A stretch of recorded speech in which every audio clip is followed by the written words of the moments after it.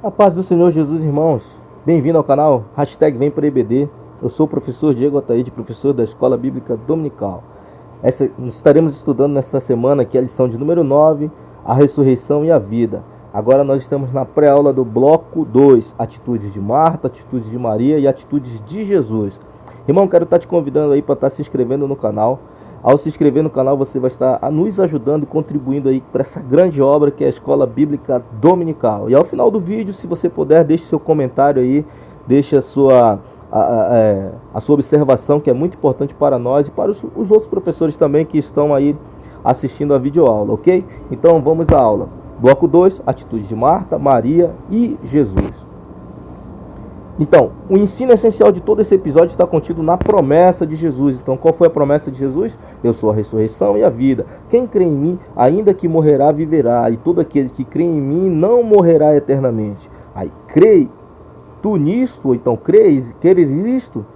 Então, Jesus Cristo aqui nessa lição, nessa passagem aqui, nesse seu sinal, justamente, ele tem algo profundo a nos ensinar. Ele fala que a morte não tem poder sobre ele. Todos aqueles que se convertem a Cristo, a morte não tem mais poder sobre sua vida. Agora nós passamos a viver em novidade, nós passamos a viver em Cristo. Então, na verdade, Cristo é que tem total domínio sobre nossa vida. Ele é que diz quando continua, quando acaba, ou ele nos dá a direção. Então, a morte aqui é para ilustrar, não tem poder sobre os que estão em Cristo Jesus. Amém? A vitória de Jesus sobre a morte. Então vamos lá. Atitude de Marta. Marta vai ao encontro de Jesus com uma declaração: Senhor, se estiveras aqui, não teria morrido meu irmão. Mas também sei que, mesmo agora, tudo quanto pedires a Deus, Deus te concederá. Então, Marta crê no Jesus que ressuscita os mortos no último dia, ou seja, agindo no futuro. Mas Marta não crê que Deus possa fazer um milagre agora no presente. Então Marta vacila entre a fé e a lógica. Se você ver aqui, as duas irmãs, elas reagem à chegada de Jesus nesta ocasião aqui com a mesma personalidade demonstrada lá em Lucas 10. Marta é ocupada, olha, Marta lá se ocupando, ativa, ela lidera. Em contrapartida, Maria já é mais pensativa. Ela espera, ela é mais devota, ela fica em casa. Que olha só, ouvindo pois Marta que Jesus vinha, saiu-lhe ao encontro. Maria, porém, ficou assentada em casa. Então a conversa de Jesus com Marta, neste episódio aqui, ela pode ser ilustrada como uma lição sobre o significado da fé. Pois a fé, para ser eficiente, ela não precisa ser apenas uma fé dinâmica, mas também ela tem que ser uma fé completa, caracterizada pelas reações que envolvem as pessoas como um todo. Então, a fé, ela tem que ter confiança, tem que ter a reação emocional também. A fé, ela tem que ter a reação de compreensão, uma resposta intelectual, um ponto de lealdade. Então, é um conjunto de várias coisas aqui. Então, que Jesus aqui nesse episódio desafia Marta a ter esse tipo de fé. Então, aí a aplicação, olha só, somos assim também. Nós não temos dúvida de que Jesus realizou prodígios lá no passado e também não temos dúvida que ele fará coisas extraordinárias no futuro. E ele opera hoje com o mesmo poder. Ele opera agora, nesse exato momento. Então, às vezes o cristão ele fala assim: eu sei, eu creio no arrebatamento, eu creio o que vai acontecer nos últimos dias, eu creio também que Deus fez os prodígios do passado. Só que quando ele vai aplicar para o agora, para o presente, fica vazio, ele fica perdido.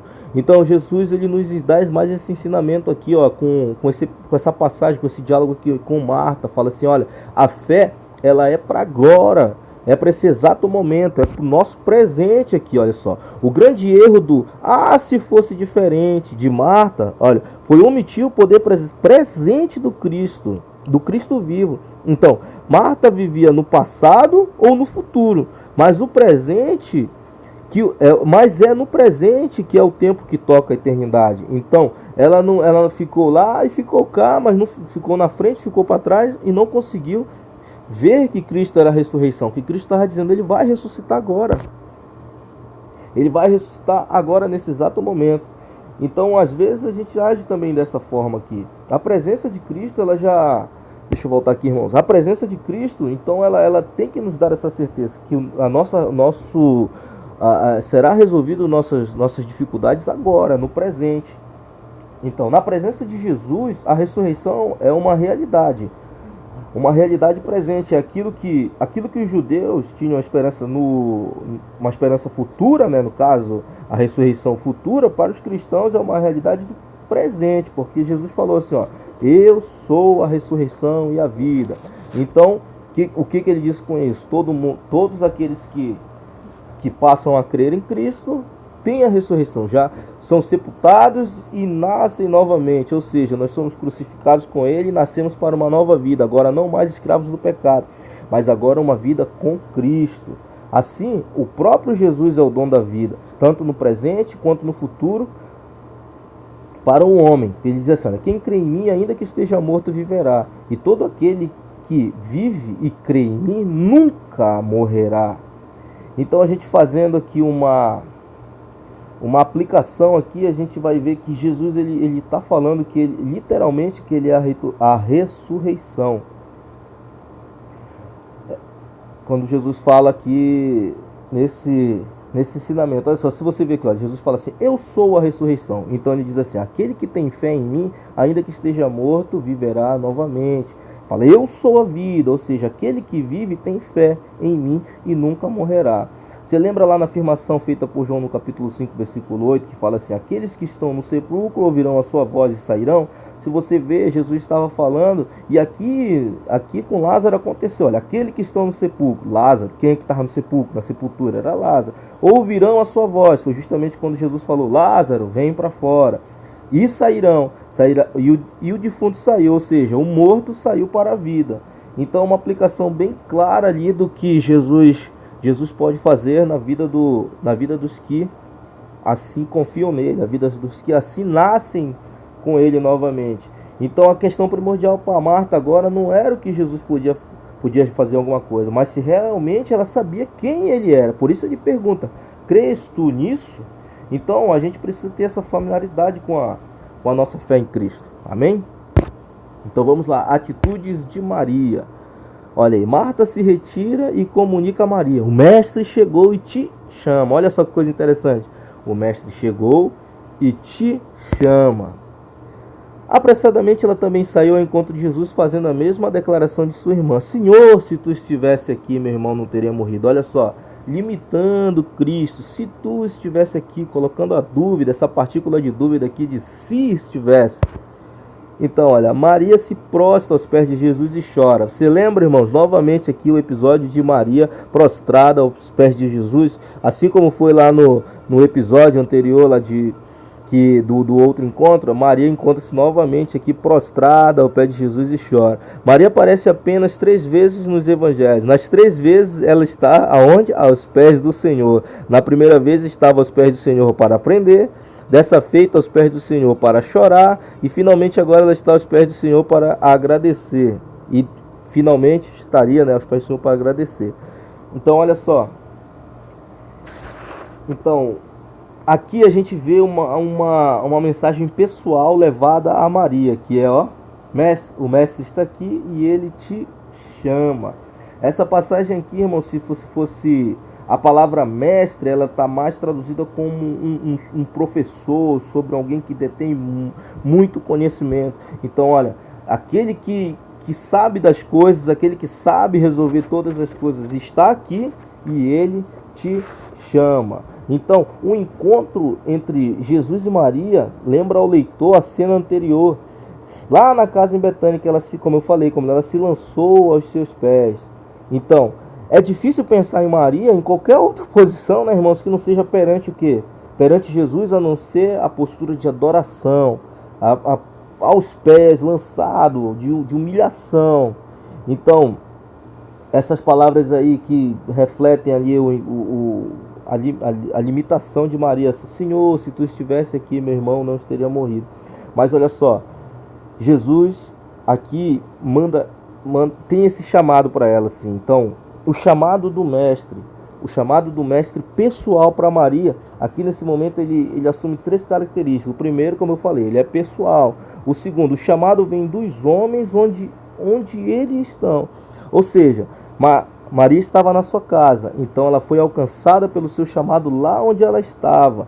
Então tem muita gente dizendo assim, eu preciso ser chamado, então eu preciso fazer alguma coisa, eu preciso sair daqui e correr atrás do meu chamado. Mas na verdade, se você analisar aqui, Maria estava na sua casa, sentada, chorando, e ouve o chamado. E o terceiro ponto característico do chamado é que há um desejo de Cristo em relação ao homem. Então, qual era o desejo? Jesus queria falar com Maria, por isso que ele mandou chamá-la. E agora, as atitudes de Jesus. Como a gente já falou, o ponto principal é a ressurreição, o contraste, a morte, quem não tem Cristo, vida, quem está com Cristo. Então Jesus perguntou aos judeus, onde havia o sepultado Lázaro? E eles conclamaram Jesus a vir ver. Então Jesus chorou, demonstrando a sua plena humanidade e sua imensa simpatia. Aqui mostra, aqui como se fosse uma quebra de paradigmas aqui, dizendo que Jesus ele era 100% homem e 100% Deus. As pessoas só procuravam vê-lo como Deus, mas aqui quando Jesus chora, Jesus demonstra o seu sentimento por Lázaro, ele está demonstrando que ele era 100% homem. Então de fato Jesus amava Lázaro. Outros porém objetaram dizendo o que ele poderia ter evitado a morte de Lázaro. Olha só, então, quando o sofrimento das irmãs, o sofrimento de Jesus, ele não é respeitado pela multidão, porque a multidão também o confrontou, dizendo, se tu amasse de verdade, tu não teria deixado morrer o teu amigo. Então, aí Jesus apenas chora e vai ao encontro lá da sepultura, né? Então Jesus se identifica com a nossa dor, aquele que cura as nossas chagas e feridas conosco. Então, olha, os gregos pensavam que Deus era um ser solitário, sem paixão e sem compaixão. Aquele negócio, Deus lá no paraíso, lá no céu, lá bem longe, e eu aqui, ele não interfere na minha vida, não está nem aí para mim, ele não se importa comigo, e eu estou aqui vivendo a minha vida na terra. Então esse era o pensamento da cultura grega ali, local. Então, olha, o choro de Jesus foi uma espécie de quebra de paradigma na crença dos gregos acerca de Deus. Jesus se importa com você e Jesus se importa com sua dor.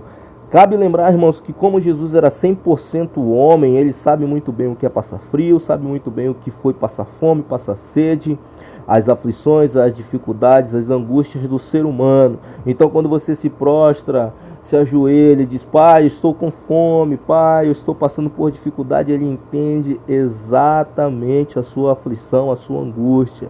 E ele responde, filho, eu sei que está doendo, e por isso eu vou saciar, eu vou consolar essa dor. Então, se tem uma pessoa que entende muito bem os seus gemidos, essa pessoa é Jesus Cristo.